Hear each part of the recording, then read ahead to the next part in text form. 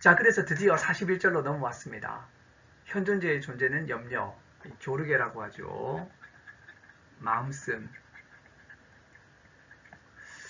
우리가 우선 알아야 될 것이 불안의 현상에서 전체성을 추구하는 시선이 충족되었는가, 이렇게 이제 이야기를 하고 있는 거죠. 그는 상당히 이제 많은 전망을 열어주고는 있는 거죠. 불안은 처해 있음으로써의 세계 내 존재의 한 양식이고, 불안은 내던져져 있는 세계 내 존재, 이게 불안의 대상이죠. 불안의 대상. 불안의 이유는 세계 내 존재 가능이고, 그래서 불안은 현사실적으로 실존하고 있는, 현사실적으로가 이것이 이제 처해 있음하고 연관이 있고요.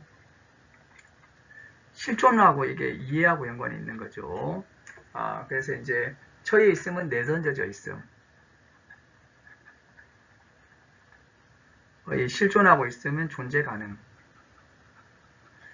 이런 것들하고 다 연결되어 있는 세계 내존재를 보여주고 있다는 것입니다. 그러고 되니까 상당히 이제 도움이 되는 거죠. 그리고 빠져 있음을 벗어나게 하는 역할을 하게 되니까, 흔들게 되니까, 결국에는 이런 이제 모습들은 염려의 세 기계가 되는 실존성, 현사실성, 빠져 있음을 상당히 잘 예시하고 예고하고 있다고 하는 것입니다. 그래서 이 염려라고 하는 거하고 불안이라고 하는 건 상당히 통하는 거예요. 그러니까 상당히 통하는 것입니다. 자, 그래서 여기서 드디어 염려라고 하는 것이 이제 구성 계기들입니다. 세 가지예요. 실존성과 현사실성과 빠져 있음입니다. 이 세 가지 계기가 굉장히 중요하죠. 이것은 존재의 시간 전체에서도 중요합니다. 실존성이라고 하는 것은 자기를 앞질러라고 하는 것이고요. 현사실성은 이미 빠져 있으면 곁인 거죠. 그래서 우리가 이것만 보더라도 일종의 시제가 보이죠. 이것이 소위 말하는 미래를 연상시키죠. 하이데거는 이걸 도래라고 부르는 거죠. 그리고 이미라고 하는 것은 과거를 연상시키죠. 이거 하이데거는 기제라고 부릅니다. 그리고 곁에는 이제 현재. 그래서 이미 마음씀의 구성 계기들을 보게 되면 이게 이제 전체로 구조화돼 가지고 결국에는 이것이 어떻게 보면 염려를 구성하고 있는 것들인데요. 그런데 이것들을 보게 되면 이미 시간적인 어떤 연관성이 있는, 이것은 이제 2편에서 이야기가 됩니다. 이것이 바로 이제 염려, 마음씀이라고 하는 것이고요. 그래서 여기에서 조르게에서 배조르게, 이걸 우리가 배려라고 번역을 했었죠. 그리고 피어조르게, 이걸 심려라고 번역을 했었죠. 이런 것들이 나오게 된다고 하는 것입니다. 하지만 우리가 이 염려라고 하는 것들을 이런 식으로 현사실성, 실존성, 빠져있음, 이런 걸로 구성된 이런 실존론적인 걸로 생각을 하고 있다는 거죠. 근데 이 염려나 마음씀을 의욕, 소망, 충동, 성향으로 이렇게 환원하려고 하는 그런 시도들이 있다는 거죠. 마음의 핵심에는 이런 것들이 있다라고 보는 사고방식이 있는데요.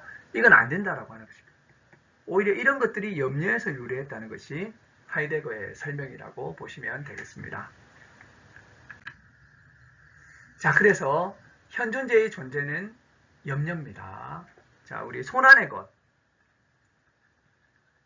도구들을 말하는 거죠. 손안의 것의 존재는 사용사태였어요. 사용을 해야 되는 사정이었던 것이죠. 현존재의 존재는 뭐냐? 바로 염려, 마음씀이라고 하는 것입니다. 자, 이때 염려라고 하는 것은 우리가 걱정, 근심 뭐 이런 걸로 생각해서는 안 됩니다. 그런 거하고는 조금 차이가 나요. 아까도 우리가 내용을 봐도 그렇죠. 현사실성, 실존성, 빠져있음 이런 것들이 함께 연관된 것이 염려인 것이지, 흔히 걱정이 많고 근심이 많습니다. 이게 아예 뭐 무관한 건 아니에요. 이것은 뭐 아예 무관한 건 아닙니다. 어느 정도 이렇게 이제 비슷한 부분이 있죠. 염려하고 걱정이 비슷한 부분이 있지만, 원래 또 조르게라고 하는 것도 이런 걱정, 근심의 의미를 가지고 있는 말입니다. 하지만 이거하고 완전히 동일한 것은 아니라는 것입니다. 하지만 상당히 통하는 거죠. 상당히 통하는 부분이 있는 것은 맞습니다. 자, 이런 이제 현 존재가 자신을 염려로 해석하는 우화가 있다는 것입니다. 자, 하이데거는 지금 현 존재의 존재를 염려로 이야기를 했죠.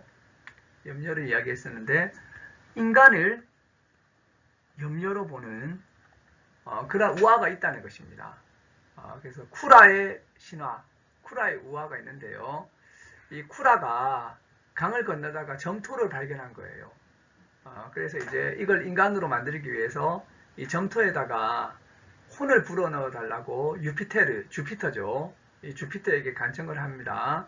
그래서 유피테르가 이를 승낙해서 혼을 불어넣어 주는데 이름을 누가 가져갈 것인가의 문제로 갈등이 생기게 되는 거예요. 그런데 이렇게 쿠라하고 유피테르가 서로 갈등을 벌이고 있는데 텔루스라고 하는 대지도 점토가 나한테서 나온 것이 아니냐라고 하면서 자신의 몫이 있다고 주장을 하게 되는 거죠. 그렇게 되어서 이 세 명의 신이 서로 갈등을 겪으면서 결국엔 사투르누스라고 하는 시간에 이제 가게 됩니다. 시간에게. 그래서 결정을 좀 내려달라고 하는 거죠. 근데 이제 이 사투르누스가 결정을 내려줘요. 죽었을 때는 영혼은 유피테르가 받아라. 텔루스는 육체를 받아라. 하지만 쿠라가 이 모든 일을 기획하지 않았느냐. 그래서 쿠라는 살아있는 동안에 인간을 자신의 것으로 삼아라. 이랬다는 거죠. 그래서 살아있는 동안 인간은 염려로부터 벗어날 수가 없어요. 인간의 삶이 다 온통 염려입니다. 이런 식으로 이것을 어떻게 보면 매우 일상적으로 어떻게 보면 존재적으로 이렇게 이야기를 했던 것이죠. 그래서 이런 이제 현존재의 존재론적 해석, 이거는 뭡니까? 현존재의 존재론적 해석이라고 하는 것은 뭐 현사실성, 실존성 빠져있음 이렇게 이제 해석하는 것은 존재론 이전에 자기 해석을 염려로 보는 이러한 신화가 있었다는 거죠. 그래서 참고할 수 있고 봐라, 하이데거가 그냥 아예 만들어낸 것이 아니지 않느냐. 하이데거가 이러한 존재론적 해석하기 전에도 이렇게 인간의 존재를 염려로 이해하는 이러한 신화도 있지 않았느냐, 이런 이야기를 하는 거죠. 하지만 현존재 분석의 목표는 인간학의 존재론적 정초를 하는 것이 아니라 기초존재론, 푼다멘탈 온톨로기라고 하는 것입니다. 자, 그래서 이런 모든 논의들이 인간을 좀 밝혀보자, 이것은 아닌 거예요.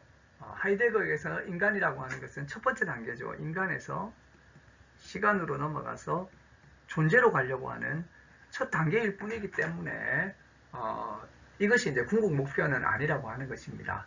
하지만 어쨌든 하이데거 자신의 이러한 현존재 분석에서 현존재의 존재를 염려로 이렇게 밝혀낸 것과 이런 쿠라 신화가 서로 통한다는 점은 그냥 넘어갈 수 없는 중요한 하나의 간접 증거가 된다라고 하이데거는 이야기하고 있습니다.